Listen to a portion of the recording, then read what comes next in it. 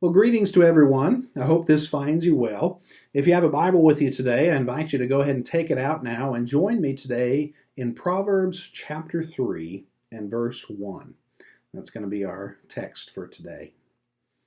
Well, last week we finished up our series on the Psalms of Ascent, our study of those Psalms which went from Psalm number 120 to number 134.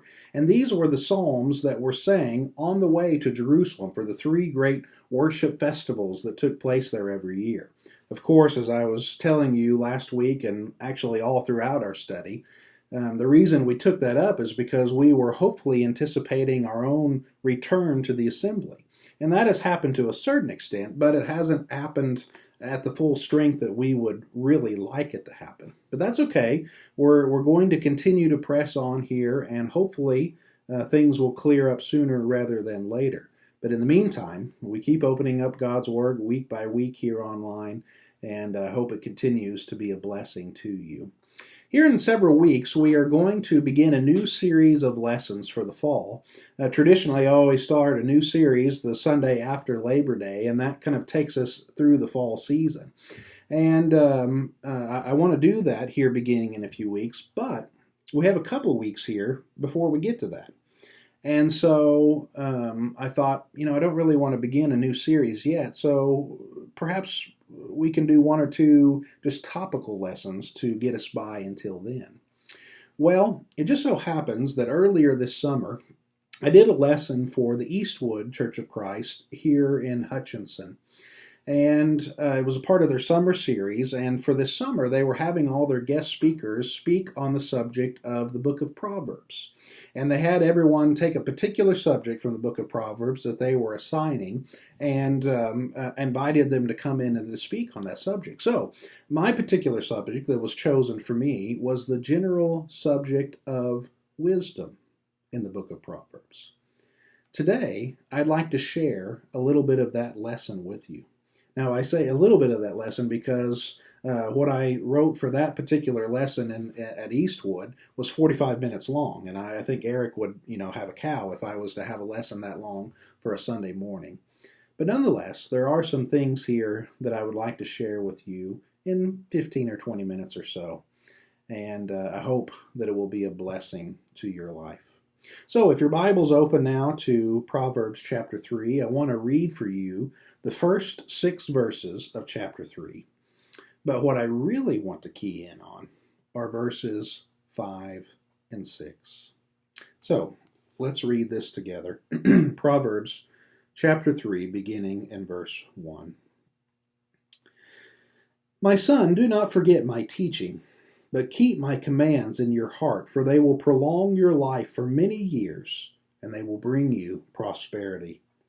Let love and faithfulness never leave you. Bind them around your neck and write them on the tablet of your heart. Then you will win favor and a good name in the sight of God and man. And now the 2 verses that I really want to key in on, verses 5 and 6. Trust in the Lord with all your heart, and lean not on your own understanding. In all your ways acknowledge him, and he will make your paths straight.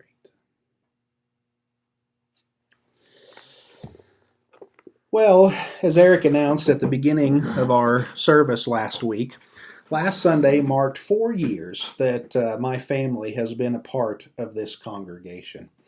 On the one hand, it's really hard to believe that 4 years has gone by just that quickly. It seems to go by so fast. And on the other hand, a lot has happened within my own family in 4 years' time, and a lot has happened in the life of this church. One of the things that I hope that you have learned about me in the 4 years that I have been here is that among the primary joys of my life is the fact that I am a father to 3 very special boys. A lot has changed with those boys in the 4 years that I've been here. When we first arrived in Wichita and stayed with Jay and Pat for a few days as we were getting things arranged, Andrew was going into 4th grade at the time, Luke was going into 1st grade, and Elijah was not yet in school. And now, as we get ready to begin this school year, Andrew is going into his last year of middle school in eighth grade. Luke is in his last year of elementary school. He's in fifth grade, and Elijah is in second grade. So all these changes have happened.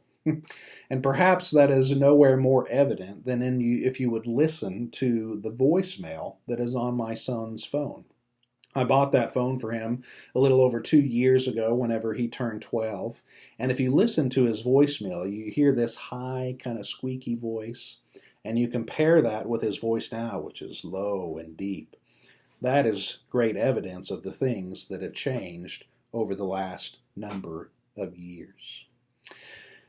I want to admit to you that even though raising these 3 boys is the primary joy of my life, it is also true that this is one of the great challenges of my life. I've shared with you before that I was an only child growing up, and so things were a lot different in my home than they are for my boys. I didn't have to compete for anyone's attention. I didn't have anyone to argue with. I didn't have to debate about who got to sit in the front seat in the car and all those things like that. But for my boys, they have a very different experience. They do have to compete for our attention. They do fight about random things. They do get on one another's nerves and fight and bicker about silly things like who's going to get to sit in the front seat. And yet, even though this is a great challenge in my life, I take it as the great task of my life to raise these boys so that they become men who are not a burden upon society, but men who are a blessing to society. And as I was thinking about that in regard to this lesson this week, it raised something for me that is of special concern. And for those of you who are raising children right now, I know it's a concern for you as well. And for those of you who have already raised your children, I have no doubt you would have a lot to say to us who are raising children currently. And the great question that comes to my mind is, how do I pass on the faith to my children? How do I pass on the wisdom of God to my children? Because here's one thing that I have learned, not only as a parent, but just as a person of faith, and that is, you can't directly pass the faith on to someone else. Now, you can set the stage for it. You can have a positive influence for it. You can, even in the case if you're a parent, you can even discipline your children in a particular way. But one thing that I've learned is you cannot directly give your faith to your children. And to be honest with you, I really wrestle with that as a father, because here is this thing which is not just an important part of my life, it is the foundation of my life. And yet, I can't directly give it to those who are most important to me. Well, the reason I bring that up with you today is because that in many ways is what the book of Proverbs is set up to do. Proverbs is a series of instructions from a father to his son in order to try to pass on wisdom to him. But one thing that the father makes abundantly clear in the book, that is, the son has to choose wisdom. It is not something that he can give to him directly. The whole book is set up in this particular way, but if you'll come back to chapter 3 and verse 1, you'll see how that is kind of previewed by what I read today. Chapter 3, verse 1, "My son, do not forget my teaching, but keep my commands in your heart, for they will prolong your life for many years and will bring you prosperity." That's what the book of Proverbs is trying to do. It is a father sitting down with his son, presenting to him the ways of wisdom, and he is saying to him, you need to choose this. And if you will, it will bring good things into your life. Okay? But today, as we think about this general theme from Wisdom of Proverbs and of a parent trying to pass upon their wisdom to their children, I especially want to key in on these two verses that come at the end of our reading today, verses 5 and 6. Trust in the Lord with all your heart and lean not on your own understanding. In all your ways acknowledge him, and he will make your paths straight. There are four things that are said here in this passage, and it's these four things that I want to focus in on in our lesson today. First, Solomon says to his son, trust in the Lord with all your heart.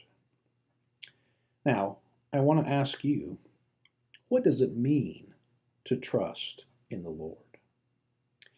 Here we come upon a general theme that is found all over the Bible, and that is the idea of faith. Faith and trust are really synonymous with one another. But one thing that is important to understand is that when the Bible talks about faith, when it talks about your belief in God, it is talking more about just your mental assent to a fact that God exists. As the book of James tells us, even the demons believe that God exists, but that doesn't do them any good, does it? They don't obey him. They don't put his word into practice. They don't trust him.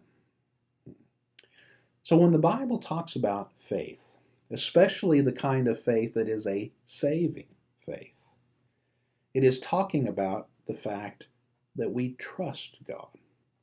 That means we believe God is who he says he is. And because he is who he says he is, we believe that he's trustworthy and that we can put his words into practice knowing that they are the true wisdom for life. You know, this only makes sense. You and I, we are finite creatures. We have a certain capacity to think and to take in information, but we don't have infinite minds. We can't understand everything. And so for us to assume that in our finite capacity that we know everything that there is to know just intuitively, that's really a certain kind of hubris. It's a certain kind of pride. But God is not limited to a brain like we are. His mind is spirit, not something physical. And his mind is infinite. And so it only makes sense if he is the infinite mind and we are finite creatures, that he knows what he's talking about, and that for the most part we don't. And that if we're going to gain wisdom for life, we're going to have to listen to what he reveals to us and trust that, rather than trusting our own capacity to know. Which leads then to the second thing that is said here in our text.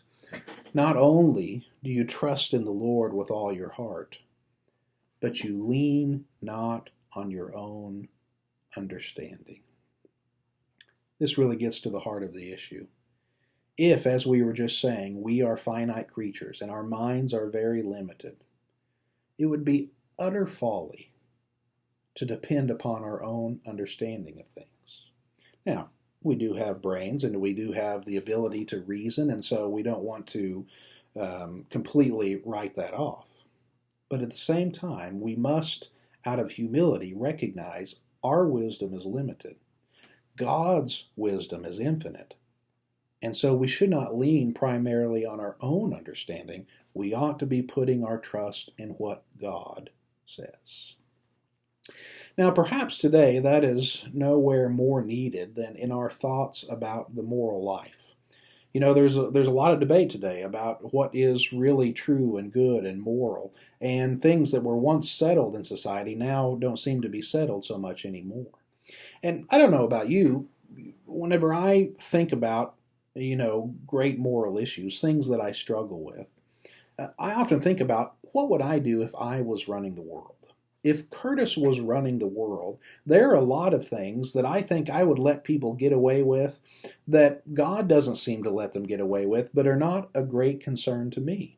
And so when I wrestle through these moral issues, I often think, if I was running things, here's how I would do it. But when I'm tempted to think in that way a little bit too much, I'm always checked by a statement that I once heard from Timothy Keller, who's a great preacher in the New York City area. He once said, and this is not a direct quote, but it's something like this. He once said that if God never crosses you in a particular way, that is, if his opinion never crosses your opinion, then that is probably evidence that you are acting as God rather than letting God be God. And that makes sense, doesn't it? If we agree with God in everything, if we think that God sees everything in the way that we do, that's probably evidence that we're acting as God rather than letting God be God. But if there are some things that we think about that we're not so sure what the true right and wrong is, but God has expressed his opinion on that, and yet we want to disagree with it, Timothy Keller says, are we going to trust God to be God? In other words, as the writer of Psalms says here, are you going to lean on your own understanding, or are you going to trust God with all your heart? This leads then to the third thing that he says here in verse 6. In all your ways, acknowledge him. You know, one of the great temptations that we all face in life is to compartmentalize the various aspects of our life. We have our life at work. We have, for some of us, our life at school. We have our life among our friends, our life among our family, and then, of course, our life among the people of faith, the people of God. And in an ideal situation, those areas of our life ought to flow in and out of one another, and we ought to be in the same person that we are in our job, as we are in our family, and as we are with our church family. But what often happens is that we compartmentalize the different aspects of our life, so that we act in one way at work when we're around a certain group of people, and then another way when we're around our family and our friends, and then yet another way whenever we're around the people of God. I remember whenever I was still in the university and also working part-time for a church in Sladen, I was also working full-time at the bank in order to support myself through graduate school. I was still in my early 20s at that time, and even though I was learning a lot about the Bible and growing in my faith, the fact was I was still pretty young and I had a lot of immaturity. And so I often was a different person when I was there at the bank working in that secular environment than I was when I was with my fellow seminary students at school or with my church family where I was working part-time. And as I was there at the bank working with those other men and women who, for the most part, were not particularly religious people, I would often get drawn into the kinds of things that would happen there. We would talk badly about customers that we didn't like. We would fight with one another because we were just because of silly rivalries with them and among ourselves. We would often objectify women, and we would use language that we would never use in any other context. And I would be drawn into that. And so I was one person while I was here at the bank, but I was another person when I was at school or at the church. Now, it's not as if I was a drastically different person, but the truth was, I was not really being a person of integrity, a person whose life flowed in and out of every aspect of who I was. Well, I don't think that I'm alone in that kind of temptation. We all can be tempted to do that. And so what Solomon is saying to his son here is, you need to be a man of integrity. Who you are in one area of your life needs to be the same person as you are over here. And the crucial thing is, in all your ways, you need to acknowledge God. You need to acknowledge you are a child of God. Which leads then to the last phrase that I want to look at with you here today. Not only does he say, in all your ways acknowledge him, but then he says, if you will do so, he will make your paths straight. I like the way the Dallas Willard translates this particular verse. He says, in all your ways acknowledge him, and he will make your path smooth. He will smooth your path. Now, what would it mean if we acknowledge God, if we trust in him with all of our heart, for God to smooth our path? It does not mean, as we might mistakenly assume, that God is going to keep us from all hardship in our life. We all should know by now, hardship is going to happen. Jesus said, in this world you are going to have trouble, but he did say, take heart, I have overcome the world. But here's another truth to go along with that. We all have to face certain hardships in life. They're just inevitable as our human experience. But we don't have to add hardships to that. And oftentimes that's what we do when we don't acknowledge God in all of our ways. Think, for example, about the life of Joseph. Joseph was a man who faced many hardships. He was betrayed by his brothers. He was sold as a slave. He was falsely accused by the wife of Pharaoh's official. He was put in prison. All these terrible things happened to Job. And yet we know that God was guiding Job all along the way. And Joseph. And it ends up that Joseph becomes the ruler of Egypt, right? Well, think about that. Yes, Joseph faced all these hardships. But what if Joseph had not been the same person of integrity in all the areas of his life? For example, when Potiphar's wife came to him and made this offer to be his lover, that had to be a tempting offer. Here is Potiphar's wife, who I'm sure was a beautiful woman, who had all the blessings of living in the Egyptian royal house to help her. She must have been a very attractive proposition to Joseph. If he had done that, there's no telling what would have happened to Joseph. It might have ruined the plans that God had for him. But because Joseph was a man of integrity and acknowledged God in all of his ways, God smoothed his path.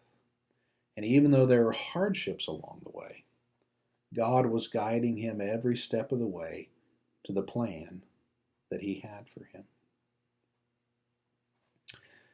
What God did for Joseph, he will do for us. That's what Solomon is saying to his son.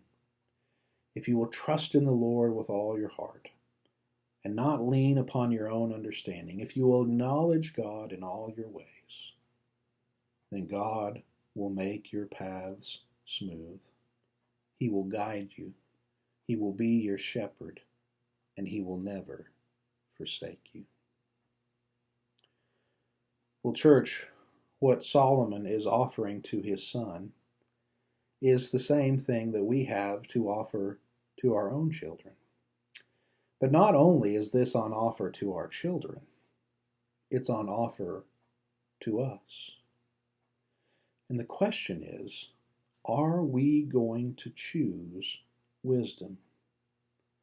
Will we choose to trust in the Lord with all of our heart and to not lean upon our own understanding? If we will do so, what Solomon says to his son is true for us as well. God will smooth our paths. My prayer is that you will make this choice, that you will be a person of integrity, and that you will choose the wisdom of God as the primary pursuit of your life. God bless you, and have a good week.